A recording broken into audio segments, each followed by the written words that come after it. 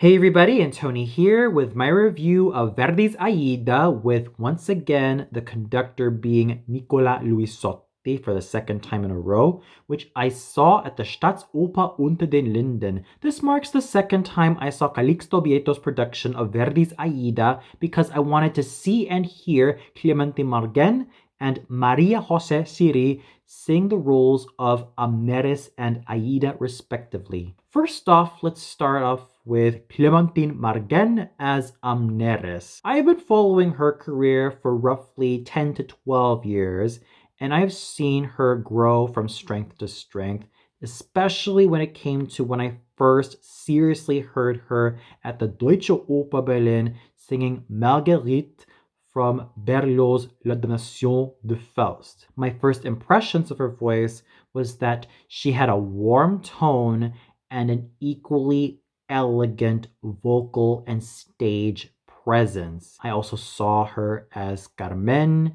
and I also began to see her grow from strength to strength in singing a lot of these meatier and more dramatic mezzo roles, including Amneris as well as Laura Adorno from Ponchielli's La Gioconda. Going to her Amneris, yes, Clémentine Margaine managed to maintain that warm tone, that elegant stage presence, and that equally elegant vocal production, helped by some really decent chest tones and some moments where she sang really good head voice and decent amounts of coordination to be found when she was singing the entire role of Amneris. In fact, her best moment by default was her judgment scene,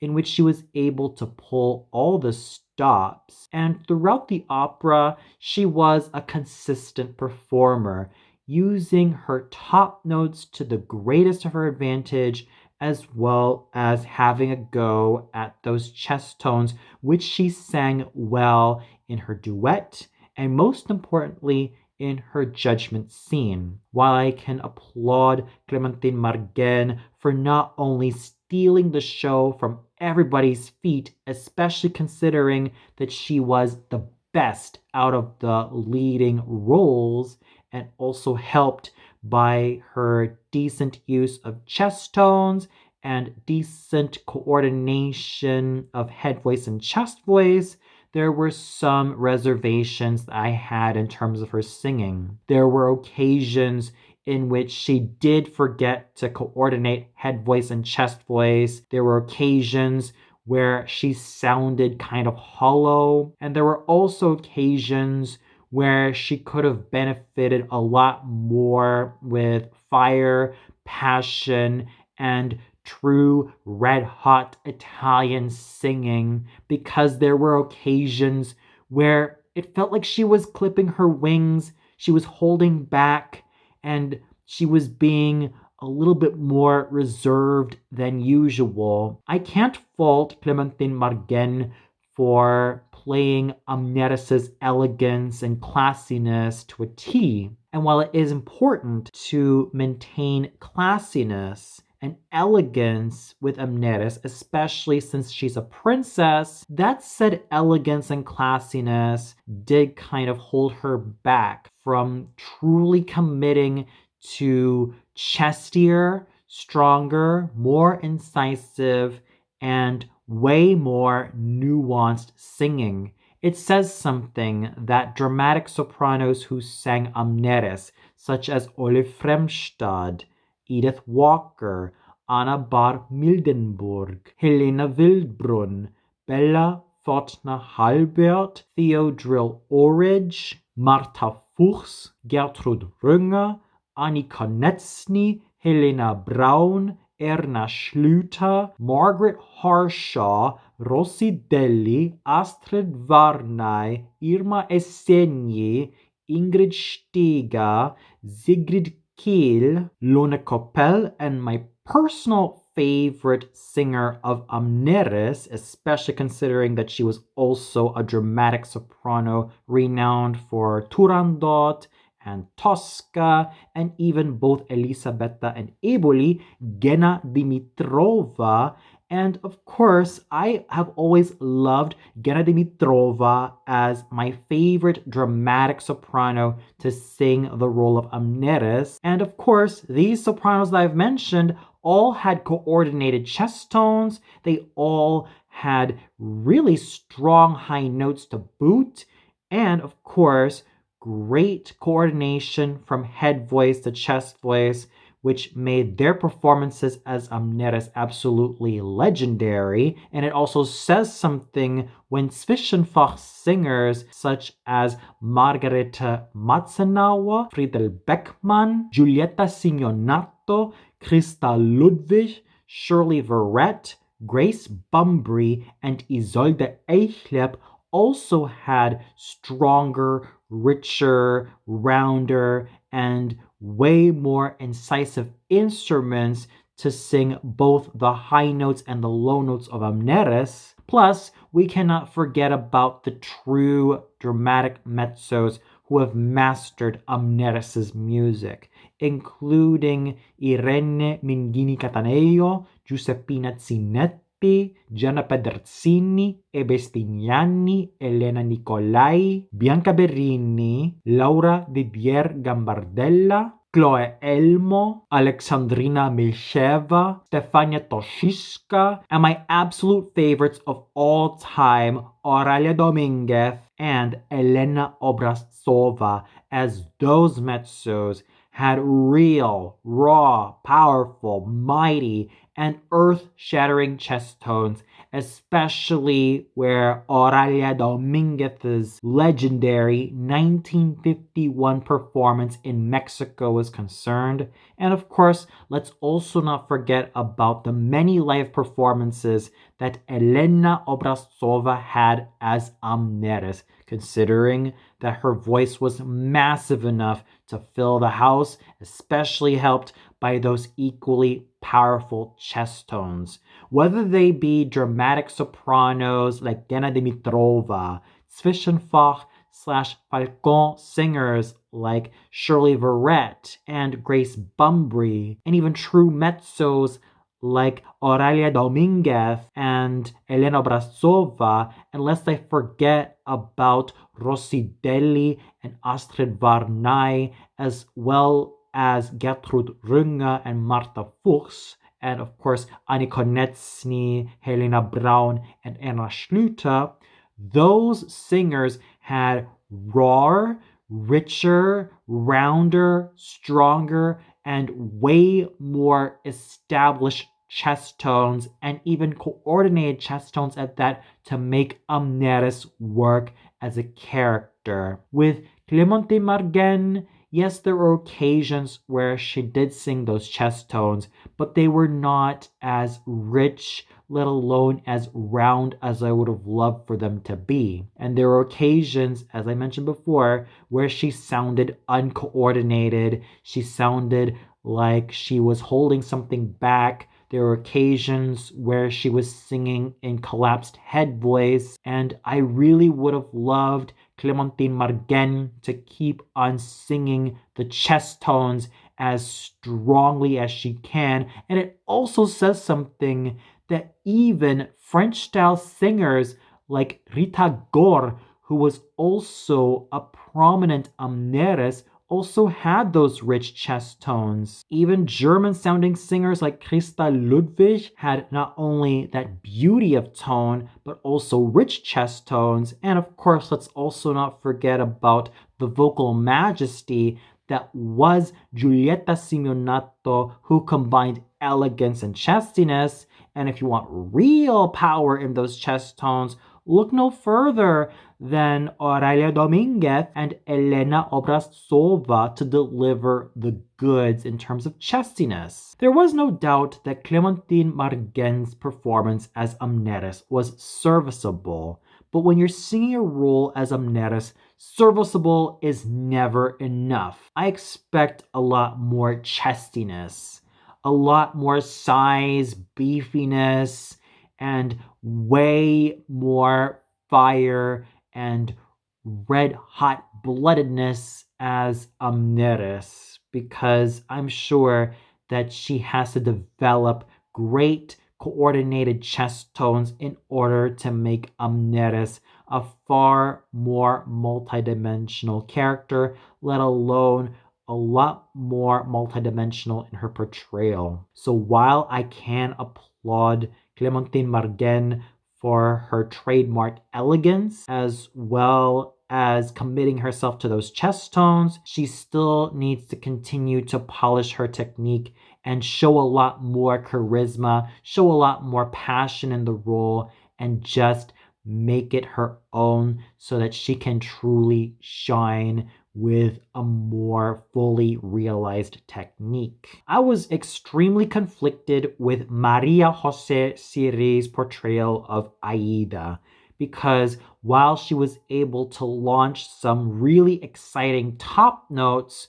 the rest of her voice left way too much to be desired, and there were occasions where she sounded quite inaudible in the lower register. And to give the impression that she can sing big, she had to really stretch for those big, loud notes to the point where she was straining her voice and screaming and just letting too much of her voice out, which is a huge shame because I first knew Maria Jose Siri as a full lyric soprano who sang roles like Liu from Turandot and Sifare from Mozart's Mitridate Re di Ponto. I'm pretty sure that those of you who have listened to Maria Jose Siri throughout the years could also attest that she was once upon a time a rather decent lyric soprano, almost in the vein of Mirella Freni and Katia Ricciarelli. However, as time went on, she was asked to do a lot more heavy roles, let alone spinto roles, like Leonora di Vargas from Verdi's La Forza del Destino, Puccini's Tosca, and of course, Verdi's Aida. The results in terms of Maria Jose Siri, who I'm confident started out as a lovely lyric soprano, taking on these huge and really big singing spinto soprano roles, left her voice to sound uneven, especially in the middle and in the lower parts of her voice. And when it came to singing the chest tones, and especially using coordinated chests, she sounded very hollow and constantly resorted to singing in collapsed head voice, which ultimately made her pay the price for her faulty vocal emission because she was wobbling. She had several tremolos in her voice, and overall, she gave a very lackluster vocal performance as Aida. There were also occasions where she was scowling and fidgeting around the stage as if though she was not really so sure what she was doing. And there were also occasions where she resorted to hammy acting, which also kind of hampered whatever vocal beauty she tried to produce. However, that does not begin to compare with the insufficient vocal resources that Maria Jose Siri had as Aida. There were occasions where she can sing softly, and her soft singing can sound nice to the ears, as it does show that she still has that semblance of a full lyric soprano voice that she probably was once known for many, many years ago before tackling all of these huge singing spinto / dramatic soprano roles like Norma and Leonora de Vargas and Aida. However, it's too little too late considering that she has been wobbling throughout the role. There were times where she sounded unsupported thanks to her lack of core and lack of coordinated chest voice, and the results were just extremely lackluster, and her overall vocal performance was just a complete mixed bag all the way through. She might have gotten stronger in the second half of the opera, but as I stated before, it was too little too late, as her faulty start in Ritorna Vincitor, due to all of the collapsed chest voice and collapsed head voice when she sang the entire aria, and there were many occasions where she even had to really push her voice just to not be massacred by Nicola Luisotti's massive conducting, and it just left her voice completely uneven, completely worn out, and pretty tired, to the point where it almost felt impossible to resuscitate what little voice she had left. It definitely says a lot that I do miss the more exciting singing from the prima donne assolute of the past, especially when they sang the high E flat in the triumphal scene, which included Maria Callas, Marissa Galvani, Adelida Negri, and Aprile Milo, who were four of my most favorite singers who tackled Aida and especially hit that high E flat in the triumphal scene. If I wanted more nuanced and way more complete singing, I could never go wrong with the likes of Maria Nemeth, Margareta Teschemacher, Leila Gencer, Leontine Price, especially in the 50s and in the 60s, Martina Arroyo, who I always argue was vocally better than Leontine Price as Aida, Felicia Weathers, who although is a lyric soprano, still could sing Aida with great coordination, Gabriela Tucci, Antonietta Stella, and of course, one of my personal favorites in the role, Montserrat Caballé, all thanks to how she was able to let her great use of legato come to full fruition, and how she was able to bring in a lot of nuance and absolutely peerless musicianship to the role of Aida. Speaking of legato, that's another issue I had with Maria Jose Siri. There were occasions in which her singing of O Patria Mia was quite choppy in certain places, which could have used a lot more legato singing, which could have used a lot more ebb and flow, and which could have also used a lot more consistency from beginning to end. However, because of her lack of core, because of her lack of coordinated chest tones, and because of her unfortunately faulty vocal projection, Maria Jose Siri's Aida was totally lackluster, and it was just kind of unpleasant in terms of her voice, because a natural lyric soprano like Maria Jose Siri shouldn't really be singing these type of big roles like Aida, Leonora de Vargas, and even Norma. She could have stuck with roles like Mimi, or Liu, or Countess Almaviva, or even Alice Ford. There's nothing wrong with having a long career singing these wonderful full lyric soprano roles. But with Siri's Aida, she left a lot to be desired, and the results were not really that fantastic. Although she did have some good moments here and there, it was just not enough to salvage the entire package. Victoria Random still continues to produce absolutely lovely vocal magic as the High Priestess. One could argue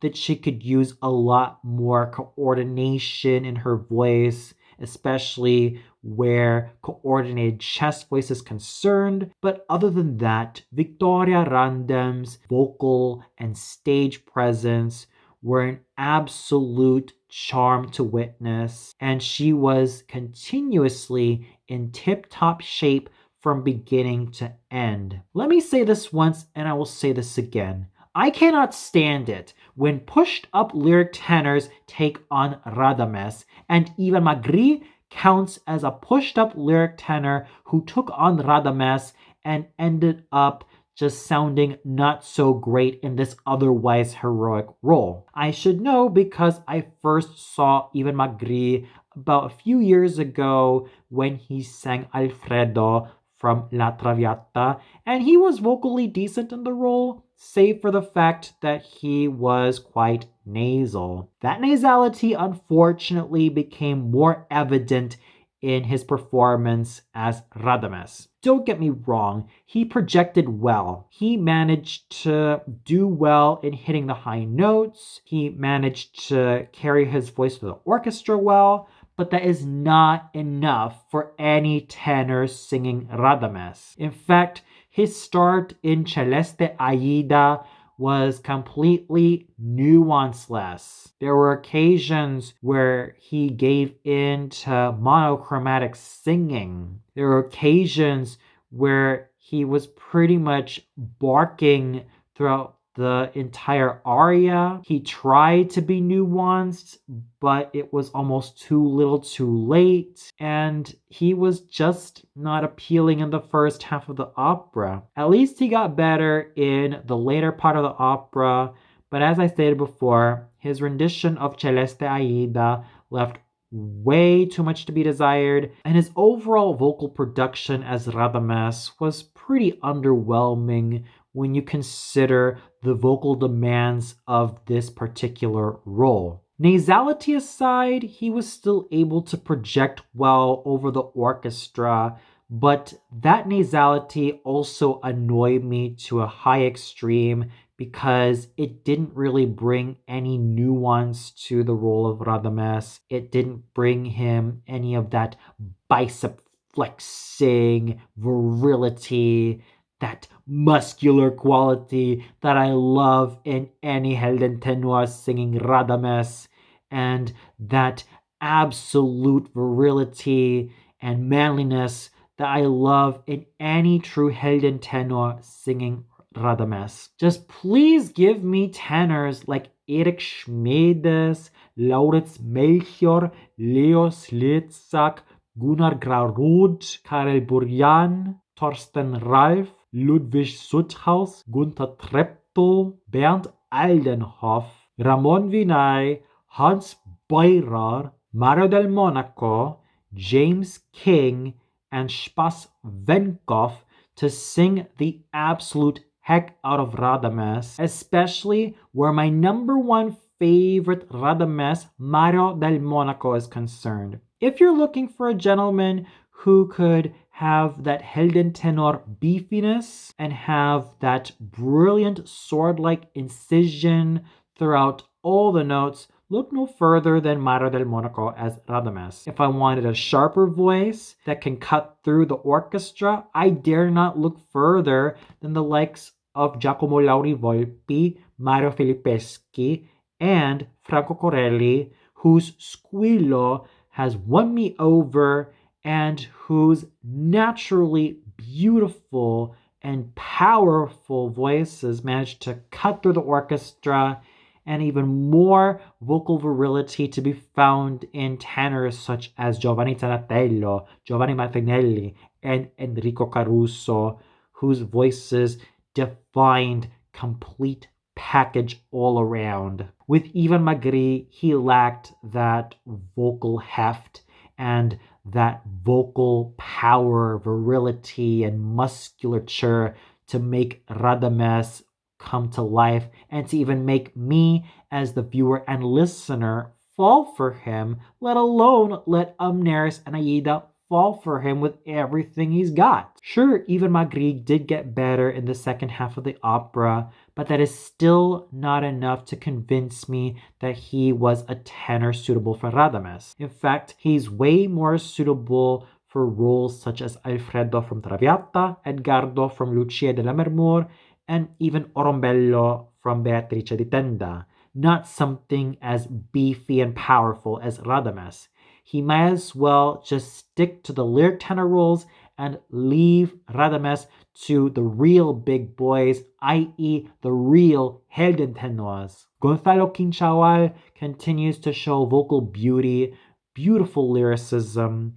and a fine and clear tone as the messenger. I do argue that I love my messengers to have a lot more of that sword-like quality, that power and additional musculature, and of course additional vocal heft and incision to be found in tenors such as Johannes Zembach, Hasso Eschot, Willy Franter, Robert Nagy, Ermanno Mauro, Nicola Martinucci, and Isaac Savage, but overlooking the extremely high expectations that I have for any tenor singing The Messenger, I still have to applaud Gonzalo Quinchao for his vocal beauty and his absolute charm in making this otherwise thankless role his own. I was not crazy about Erwin Schrott as Rumpus, and for those of you who caught my review of his Scarpia in Tosca at the Deutsche Oper Berlin, I've always argued that Erwin Schrott never really had the depth, the darkness, the richness, and the roundness of a true basso, especially for roles like Ramphis, Mephistopheles, and Don Giovanni. At best, he is a baritone, and not a really good baritone at that. Yes, he's labeled a bass baritone, but he never really had that additional heft, let alone darkness, roundness, richness, and equal amounts of depth and cavernousness to make any of his portrayals in the basso profondo, basso cantante, and bass baritone repertoires come to life. If he had sung Amonasro, I might have tolerated Mr. Schrott a little bit more in that particular role. However, he sang Ramphis, and he didn't have that vocal depth and that vocal cavernousness to make this high priest come to life. He resorted to screaming whenever he had to sing these huge passages that called for more volume. His low notes weren't really that full enough, and there were occasions where he wobbled, where he sang rather unattractively in terms of the lower parts of his voice. He sounded throaty, as if though something were swallowing him, and he just didn't really sound that dark and rich as Ramphis. Just give me real bassi profondi and bassi cantanti as Ramphis, such as my personal favorites of all time, José Mardones, Ezio Pinza, Paul Bender, Gottlob Frick, Kurt Böhme, Nicola Moscona, Jerome Hines,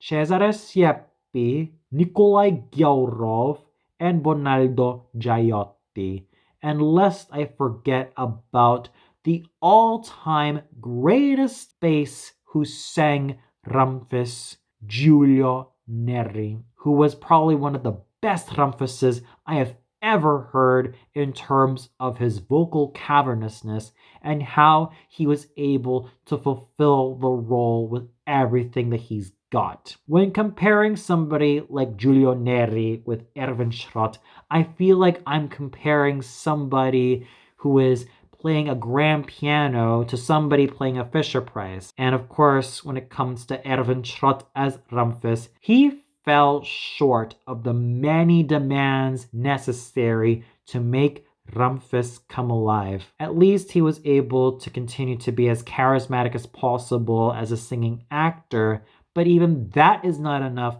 to make Ramphis come alive as a character. And his vocal faults ranging from throatiness to having such a swallowed technique and shouty high notes, shouty projection, and a voice that is not even that cavernous to begin with, all made Erwin Schrott's performance as Ramphis fall completely short of vocal demands, despite him looking very elegant and noble on stage, as well as having a commanding stage presence, but it's just too little too late in terms of his overall vocal performance as Ramfis. If there's any role in Aida that Erwin Schrott should have sung, he could have just made for a finer Amonasro and just call it a day. As Ramfis, he might as well just not touch it anymore and just head on to something like Amonasro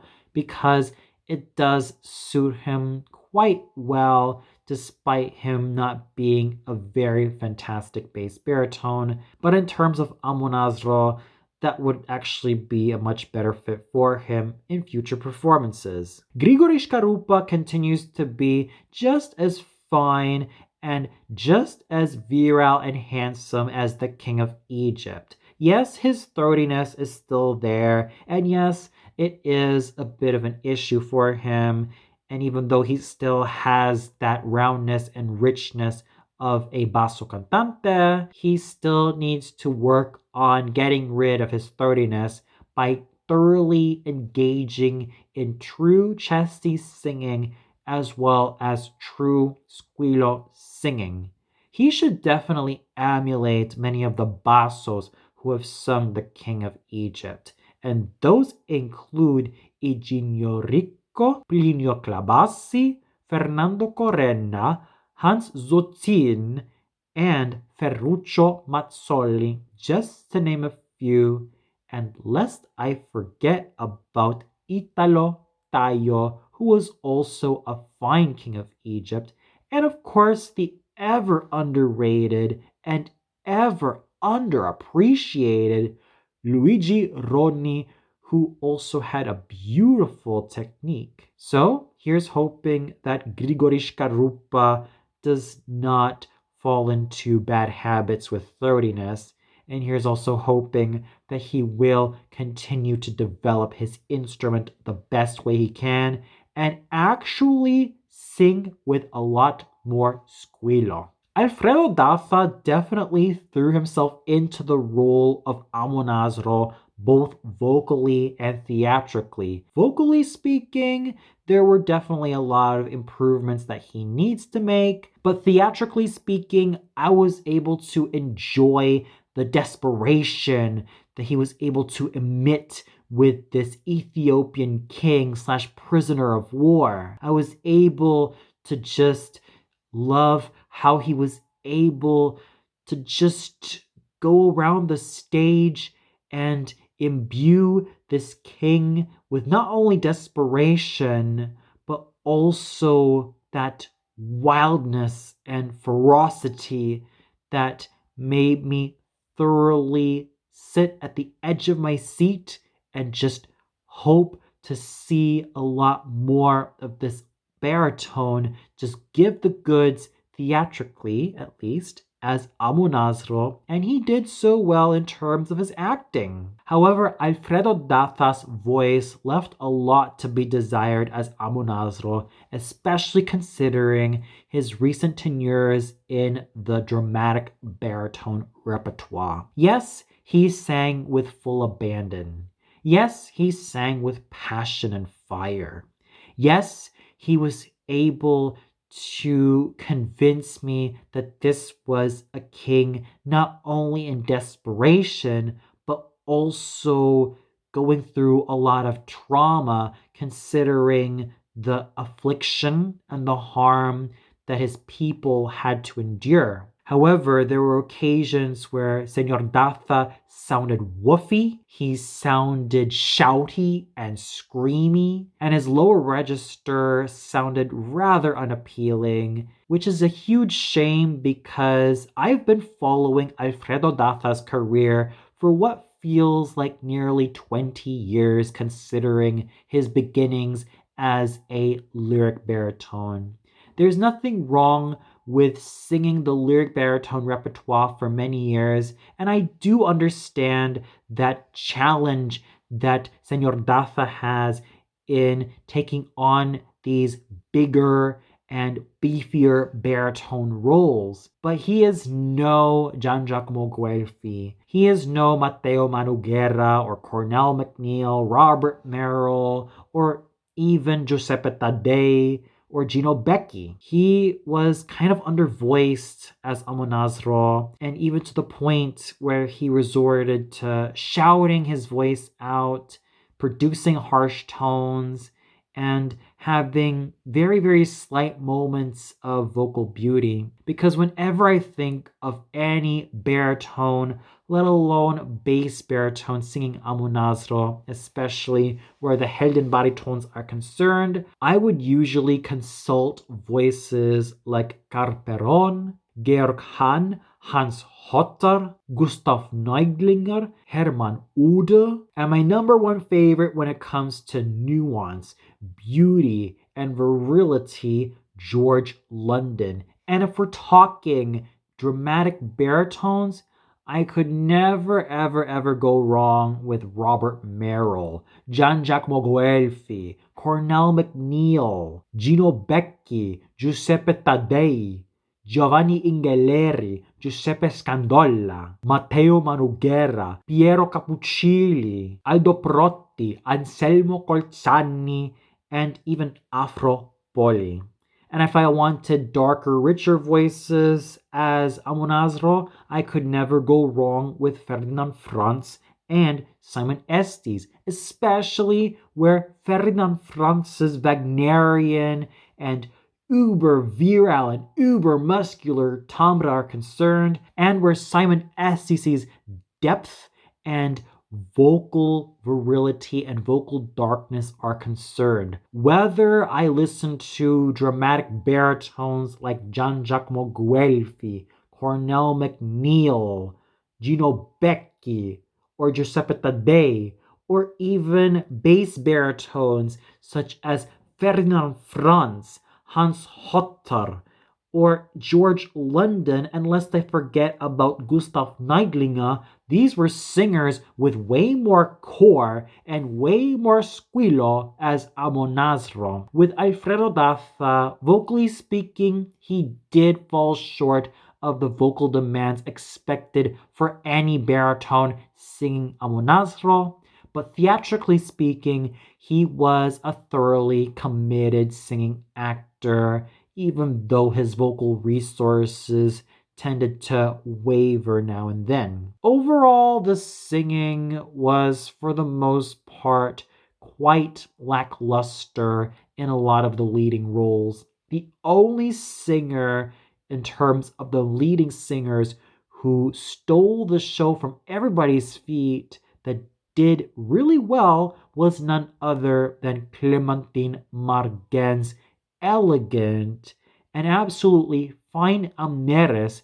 which could actually benefit a lot more in color, as in red hot Italian flavor, and way more charisma. However, those vocal flaws aside, I could still argue that Clémentine Margaine's elegant and surprisingly nuanced performance as Amneris made the evening very worthwhile. The other singers, such as Maria Jose Siri's totally squally Aida, with some few moments of beauty in between, but didn't really salvage the entire performance, as well as Ivan Magri's totally underpowered and unideal voice for Radames, Erwin Schrott's throaty Ramphis, and Alfredo Daza's equally throaty Amonasro, even though he was a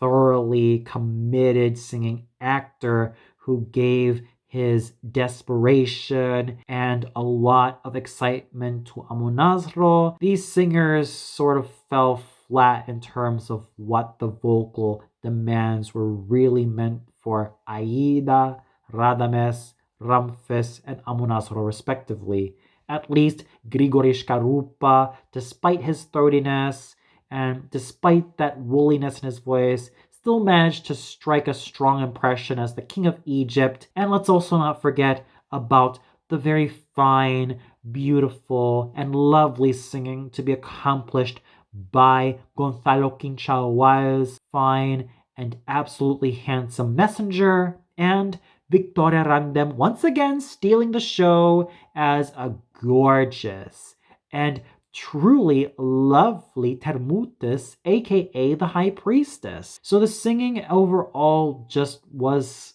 not really that wonderful, all things considered, but at least Clémentine Margaine carried the evening all throughout. The conducting done by Nicola Luisotti was quite exciting to listen to, although he could benefit from a lot more nuance in his conducting, because there were many occasions where he was over brassing in terms of letting the brass play too loud, and there were also occasions where he just sounded unnuanced in terms of letting the orchestra rip, even to the point where certain singers like Siri and Magri just had to let their voices out way too much, and even the likes of Alfredo Dafa and Grigory Shkarupa, as well as Erwin Schrott, are not even safe